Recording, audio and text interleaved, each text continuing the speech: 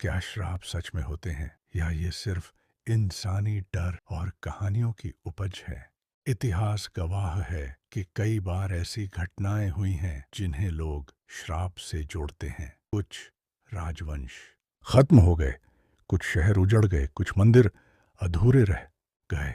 लेकिन क्या ये सब सच में किसी के शब्दों की शक्ति थी या सिर्फ समय और परिस्थितियों का खेल? आज हम बात करेंगे भारत के 5 ऐसे रहस्यमयी श्रापों की जिनकी कहानियां आज भी लोगों को सोचने पर मजबूर कर देती हैं। सबसे पहले बात करते हैं महाभारत की। युद्ध खत्म हो चुका था, कौरवों का वंश नष्ट हो गया था।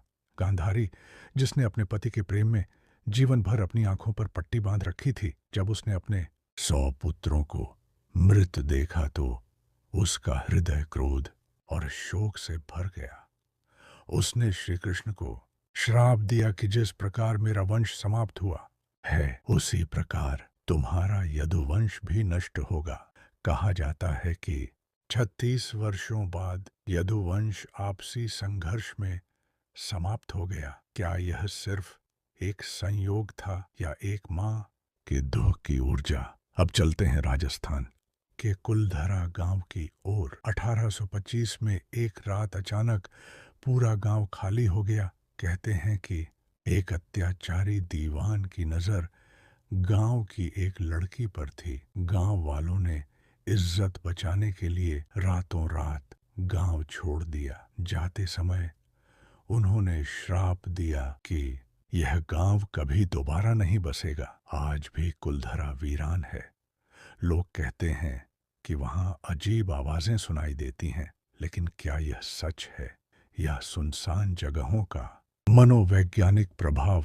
अब बात करते हैं तमिलनाडु के बृहदेश्वर मंदिर की। यह मंदिर अपनी भव्यता और स्थापत्य कला के लिए विश्व प्रसिद्ध है। कहा जाता है कि इसके शिखर की छाया जमीन पर नहीं पड़ती। कुछ लोक कथाएं इसे श्राप से जोड़ती हैं, तो कुछ इसे अद्भुत वास्तुकला का परिणाम मानते हैं।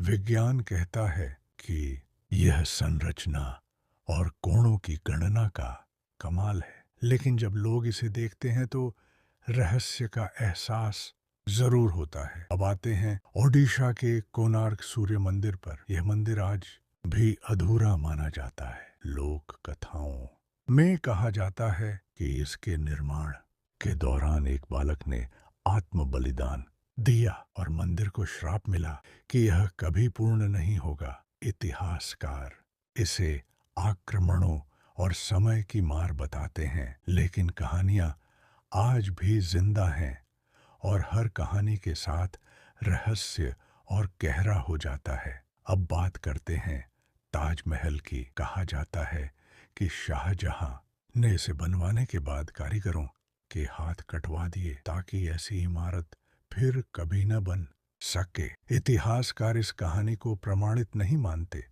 फिर भी यह कथा सदियों से चली आ रही है। क्या यह सच है या सिर्फ एक ऐसी कहानी जो भव्यता को और भी रहस्यमयी बनाने के लिए गढ़ी गई? इन सभी घटनाओं में एक बात समान है। जब भी कोई असामान्य घटना होती है, इंसान उसे किसी अलौकिक कारण से जोड़ देता है। शायद इसलिए क्योंकि हमें हर चीज का कारण चाहिए। जब कारण समझ में नहीं आता, हम उसे श्राप का नाम दे देते हैं। लेकिन क्या श्राप सच में होते हैं या वे सिर्फ दुख, क्रोध और भावनाओं की तीव्र अभिव्यक्ति हैं? विज्ञान कहता है कि शब्दों में ऊर्जा होती है, लेकिन वह ऊर्जा भौतिक विनाश नहीं करती। मनोविज्ञान कहता है कि यदि लोग किसी जगह को शापित मान लें तो उनका व्यवहार बदल जाता है। डर वास्तविक अनुभव पैदा कर सकता है। शायद सच्चाई आस्था और विज्ञान के बीच कहीं खड़ी है।